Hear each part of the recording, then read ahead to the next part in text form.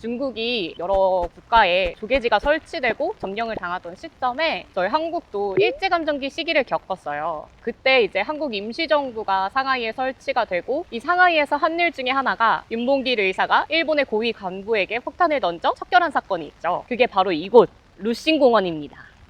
이곳에서 윤봉길 의사의 의거 현장이 있었던 공간인데요. 그때 당시에 국민당 총통이었던 장제스가 한 명의 한국 청년이 10,000명의 중국 병사가 하지 못한 일을 해냈다라고 윤봉길 의사를 높게 평가했던 일도 있었습니다. 그때 당시에 중국도 일본에게 고통을 겪고 있던 상태라 이런 한국의 반항 하나하나가 또 중국에게 있어서 고마운 일 중 하나가 되지 않았을까 싶어요. 그래서 이곳에 윤봉길 의사 기념비가 설치가 되어 있는데 그곳을 한번 가보려고 합니다.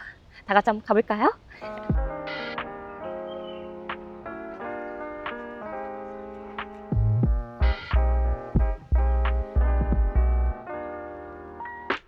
두 명이 30위안이고요. 이렇게 카드를 줍니다. 그럼 이 카드를 넣고 들어가는 거예요. 여기에 한국어로 윤봉길 의사 업적 소개가 적혀 있는데 여기 이렇게 딱 한국어로 적혀 있으니까 기분이 되게 좋다. 되게 이쁜 호수 옆에 배치돼 있다. 한국 충청남도에서 태어났대. 제가 충청남도 사람이거든요. 하객으로 가자. 들어와. 탄으로 투착해서 상해주는 일본 학연군 사령관 사라카와 대장 등을 폭파시키고 여러 명의 일본 주요 관원들에게 부상을 입혔으며 현장에서 체포되어 장교에게 일생을 마쳤다. 이런 걸 보면은 괜히 마음이 웅장해지기도 하고 마음이 아프기도 하고. 철거 관련해서 얘기가 있었는데 서로 정부 간에 협상이 잘 돼가지고 남겨놓기로 했다고 해요. 그리고 또 여기에 들어올 때마다 이렇게 입장료를 받는 건 아무래도 여기를 유지시키기 위한 비용이라고 생각을 하면 되겠죠. 여기 말고도 공동묘지 같은 곳에도 한국으로 돌아가지 못한 열사들의 무덤이나 유해들이 아직 있다고 하는데 상하이에서 많은 활약을 한 만큼 이곳에 그래도 아직 흔적들이 꽤 많이 남아있는 것 같아서 그냥 중국 여행만 오는 게 아니고 이런 뜻깊은 시간을 가질 수 있어서 영광입니다.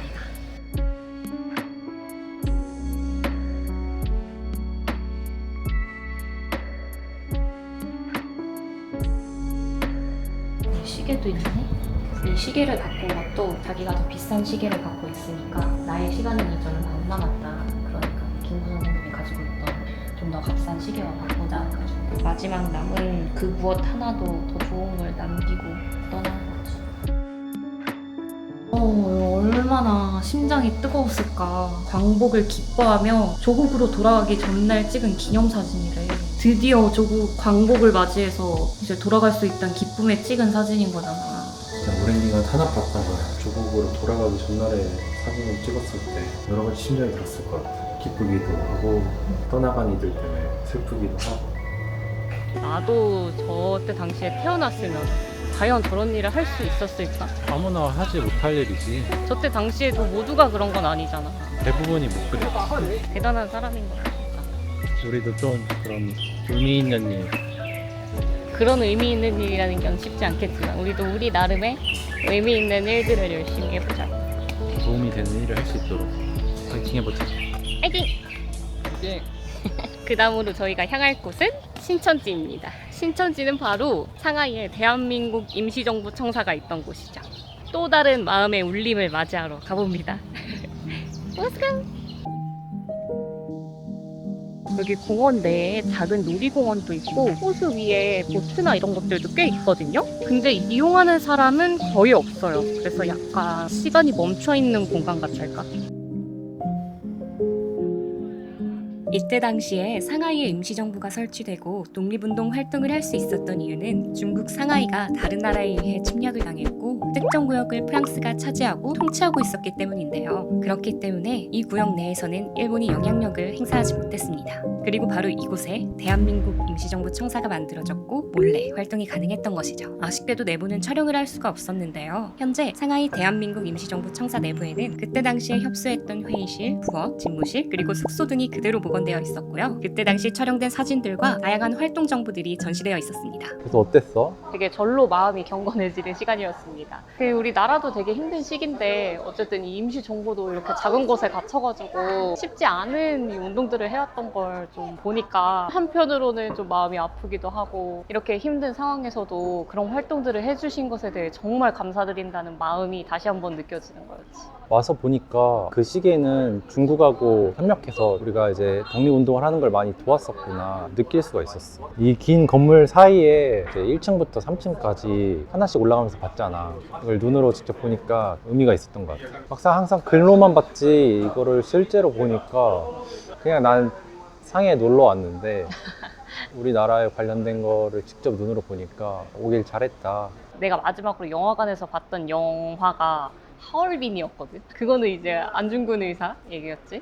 그것도 보고 이렇게 와서 대한민국 임시정부의 과거 연역들을 보니까 경건해집니다. 그렇게 지킨 한국에서 태어난 나의 자국민으로서 참 열심히 살아야겠다라는 생각이 드는 것 같아요. 어쨌든 이렇게 와보는 게 되게 의미 있는 것 같아요. 한국 독립군의 일련의 사건들과 함께 중국 내에서도 항일 투지가 고조되었고 계속되는 항전 끝에 한국은 광복을 맞이했으며 비슷한 시기에 상하이 조계지도 반환되었습니다. 지금까지 과거 상하이의 역사에 대해 알아봤다면 다음으로 향한 곳은 아픔을 딛고 발전시킨 상하이의 미래도시 루자주입니다. 황푸강을 끼고 와이탄의 반대편에 위치해 있는 화려한 빌딩들이 가득한 곳인데요. 다 함께 가보실까요?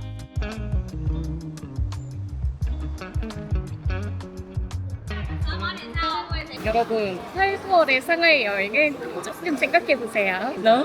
너무 힘들어요. 근데 저희는 너무 덥고 좀 배가 고파가지고 간단하게 요기할 곳을 조금 찾다가 그냥 아무 데나 들어왔어요. 모르겠어요. 약간 생긴 거는 태국의 밥주누들 비슷하게 생긴 것 같아요. 29위안이니까 뭐 한 그릇당 한 5,000원? 가성비 되게 좋은 것 같아요. 6,000원.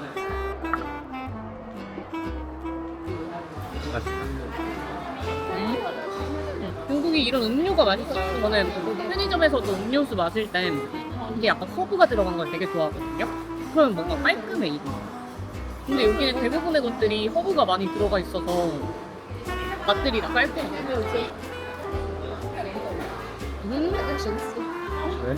태국 맛이야, 약간. 뭔가 섞여 있어 음식들이. 어우, 시큼한데? 중국 음식과 태국 음식이 들어있어. 살짝 똠양 느낌인가? 그치? 시큼해서 그런 거 같아. 그래서 어때? 똠양 느낌이긴 한데 먹을만해? 아 배고파가지고 너무 좀 외국 가서 뭘 먹어도 맛있어? 괜찮아 맛있어. 비빔면도 먹어보겠습니다. 생각보다 맵다. 살짝 미트볼 파스타 같은 느낌이 있는데 왜 일본의 그런 UFO 그 컵라면 있잖아. 그런 느낌도 있는데 근데 좀 맵고 미트볼 파스타 UFO 설명하기 너무 힘든데 뭔 느낌인지 아시겠나요? 응. 뭔데? 뭔 느낌인데? 진짜 약간 UFO라는 것 같아. 내가 정확했네. 생각보다 나쁘지 않다. 면 2개에 음료수까지 69위안 정도 됐나? 면에 차돌박이 같은 게 있어요. 맛있어, 고수.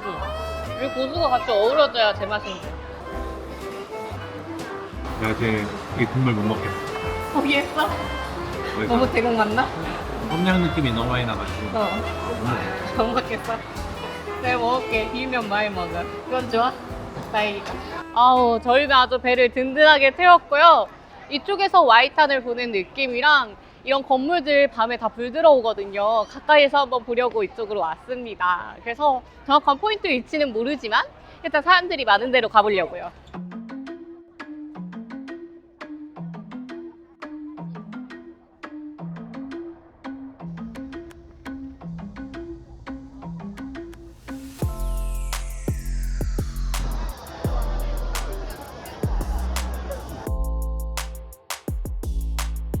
근데 지금 이 뷰를 보면서 좀 느끼는 건데 여기가 중국이 맞나 싶어. 생각했던 중국이랑 너무 달라서 유럽식 건물들을 이런 식으로 남겨둘 거라고는 생각 못한 것 같아. 이 풍경들이 굉장히 낯설어.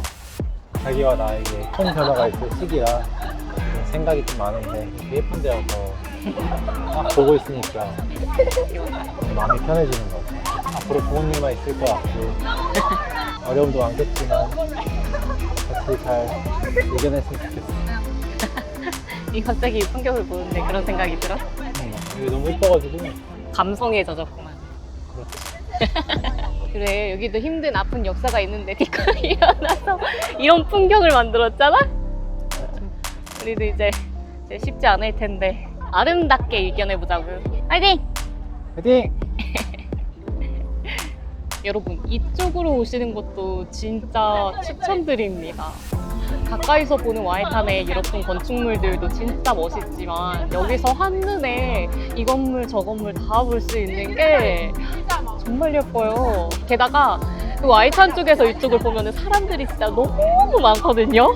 근데 이쪽은 생각보다 사람이 너무 없어요. 그래서 여유롭게 이 풍경 경치를 감상하실 수 있을 것 같아요. 그리고 여기가 한 7시가 되면은 다 같이 불을 켜거든요. 장관이네요. 와이탄에서 보는 이쪽 르자쯔이 쪽이 조금 실망스러웠거든요. 왜냐면은 동방명주가 사실 엄청 화려하게 빛날 줄 알았는데 딱 켜졌는데 켜진 건가?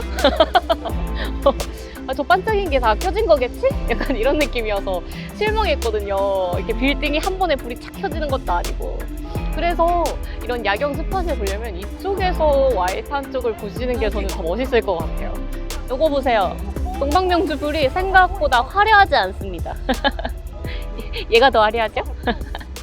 근데 어쨌든 아픈 역사를 딛고 일어난 상하이의 이 화려한 빌딩을 끝으로 일단 오늘의 관광은 마칩니다.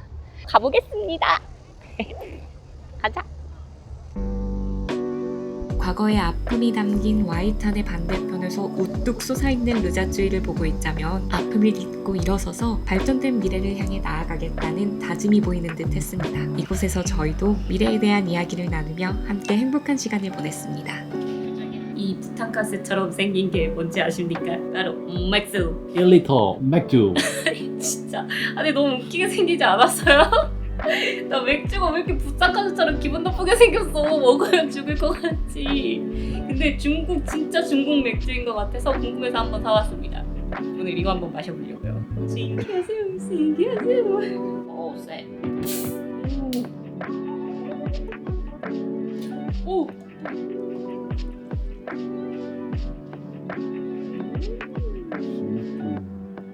시청해주셔서 감사합니다.